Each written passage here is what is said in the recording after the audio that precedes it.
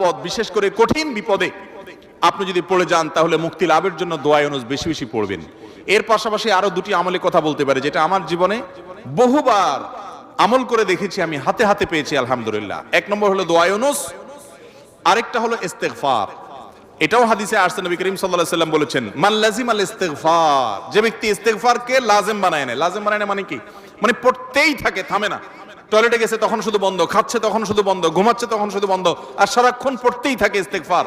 আস্তাগফিরুল্লাহ ওয়া আতুবু ইলাইহি, সাইয়্যিদুল ইস্তেগফার বা যে কোনো ইস্তেগফার, সবচেয়ে ছোট ইস্তেগফার আস্তাগফিরুল্লাহ আস্তাগফিরুল্লাহ। এটা যে পড়তেই থাকে, নবী করিম সাল্লাল্লাহু আলাইহি ওয়াসাল্লাম বলেছেন, তার যে কোনো বিপদ থেকে বের হওয়ার জন্য আল্লাহ তাআলা নিজে পথ দেখায় দেন। এমন ভাবে পথ দেখাবেন সে কল্পনাও করবে না। এবং জীবনে বহুবার আমি আমলটা করে দেখেছি, কঠিন কঠিন বিপদে আল্লাহ তাআলা কিভাবে উদ্ধার করেছেন আমি নিজে অবাক হয়ে গেছি, সারপ্রাইজড হয়ে গেছি।